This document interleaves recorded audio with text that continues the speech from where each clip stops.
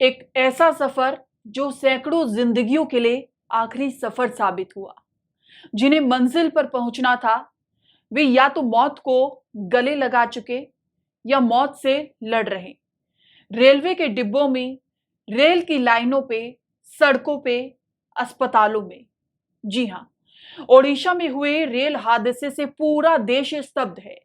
पश्चिम बंगाल के हावड़ा से चेन्नई जाने वाली कोरोमंडल एक्सप्रेस 2 जून की शाम 3:30 बजे रवाना हुई। तब शायद ही किसी ने यह कल्पना की हो कि कुछ ही घंटों बाद ऐसा दिल दहला देने वाला हादसा होगा कि सैकड़ों लोग मौत के काल में समा जाएंगे।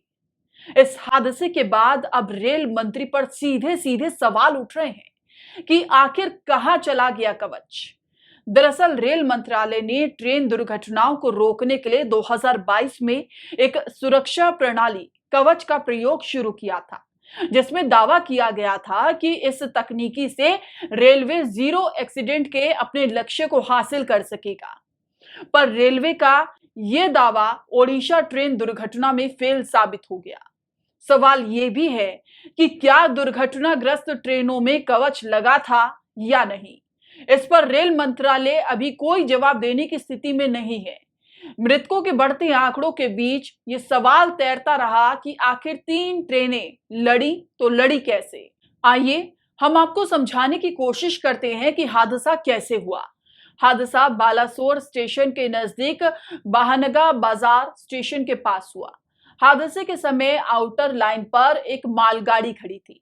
हावड़ा से आ रही कोरोमंडल एक्सप्रेस जो कि चेन्नई जा रही थी, बाहनगा बाजार से 300 मीटर पहले डिरेल हुई। हादसा इतना भयानक था कि कोरोमंडल एक्सप्रेस का इंजन मालगाड़ी पर चढ़ गया। इसके साथ ही कोरोमंडल एक्सप्रेस ट्रेन के पीछे वाली बोगियां तीसरे ट्रैक पर जा गिरी। तभी इसी ट्रैक पर तेज रफ्तार से आ रही हावड़ा बेंगलुरु एक्सप्रेस ट्रैक पर पड़ी कोरोमंडल एक्सप्रेस की बोगियों से बहुत तेजी से टकराई और इस हादसे ने 280 से ज्यादा लोगों की जान ले ली और 900 से ज्यादा लोग अस्पताल में भर्ती हैं। इस पूरे हादसे पर जो 10 सवाल उठ रहे हैं, अगर उनके जवाब मिल जाएं, तो हादसे की वजह को समझा जा सकता है। सवाल नंबर 1, क्या पटरियों में पहले से कोई खामी थी? सवाल नंबर 2, क्या पटरियों की रूटीन जांच में लापरवाही बरती गई?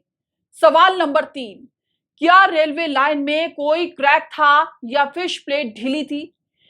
सवाल नंबर 4, क्या पटरी के साथ छेड़छाड़ हुई? सवाल नंबर 5, क्या तेज रफ्तार की वजह से ट्रेन डिरेल हुई? सवाल नंबर 6, क्या ट्रेनों में एंटी कोलिजन सिस्टम लगा था? सवाल नंबर 7, अगर एंटी कोलिजन सिस्टम लगा था तो टक्कर कैसे हुई? दरअसल एंटी कोलिजन डिवाइस ऐसा वार्निंग सिस्टम है जो एक ही ट्रैक पर ट्रेनों के आमने सामने आने पर तुरंत एक्टिव हो जाता है और इंजन में लगा अलार्म बजने लगता है। इससे ट्रेन को रोककर हादसों को टाला जा सकता है। सवाल नंबर 8 यहां पर यह खड़ा है कि क्या दुरंतो का ऑटोमेटिक ब्रेकिंग सिस्टम फेल हो गया?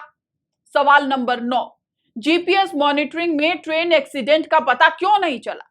सवाल नंबर 10, अगर स्टेशन इतना पास था तो ट्रेनों की रफ्तार इतनी तेज क्यों थी? ओडिशा के पड़ोसी राज्य पश्चिम बंगाल से तृणमूल कांग्रेस के नेता अभिषेक बनर्जी ने ट्रेन हादसे पर रेल मंत्री अश्वनी वैष्णव से इस्तीफे की मांग की है। अभिषेक बनर्जी ने आरोप लगाया है कि केंद्र सरकार इस तरह के ट्रेन हादसों को रोकने के लिए टक्कर रोधी उपकरण लगाने के बजाय विपक्षी नेताओं की जासूसी करने के लिए सॉफ्टवेयर पर करोड़ों रुपए खर्च कर रही है। यह सरासर लोगों के जान से खिलवाड़ है। पीएम मोदी के नेतृत्व वाली सरकार सिर्फ ढींगे हाँकती है, जिससे कुछ होने वाला नहीं है।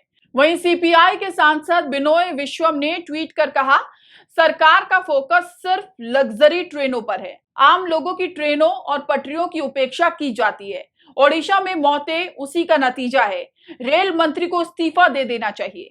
कांग्रेस सांसद मणिकम टैगोर ने भी इस हादसे को लेकर ट्वीट किया है। हालांकि सांसद ने सीधे तौर पर इस्तीफे की मांग तो नहीं की है, लेकिन ट्वीट के जरिए एक वाकया शेयर किया है। मणिकम टैगोर ने लिखा है, हमारे भारत में ऐसे नेता रहे हैं जो जिम्मेदारी लेते थे, अपने इस ट्वीट में उन्होंने किसी अन्य ट्वीट को रीट्वीट किया है जिसमें हाथ से लिखे गए एक पत्र की फोटो संलग्न है।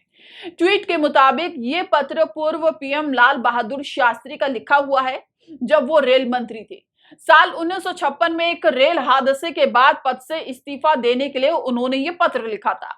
बताते चले 1956 में तत्कालीन रेल मंत्री लाल बहादुर शास्त्री ने तमिलनाडु के अरियालूर में एक रेल दुर्घटना की नैतिक जिम्मेदारी लेने के बाद इस्तीफा दे दिया था जिसमें 150 लोगों की मौत हो गई थी।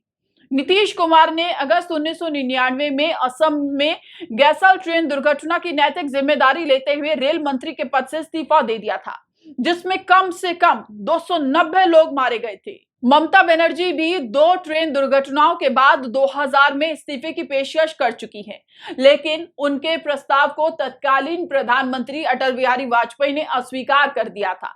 अब इस हादसे की नैतिक जिम्मेदारी लेते हुए क्या रेल मंत्री अश्विनी वैष्णव को इस्तीफा देना चाहिए? आप क्या सोचते हैं? हमें कमेंट कर जरूर बताएं। नमस्कार।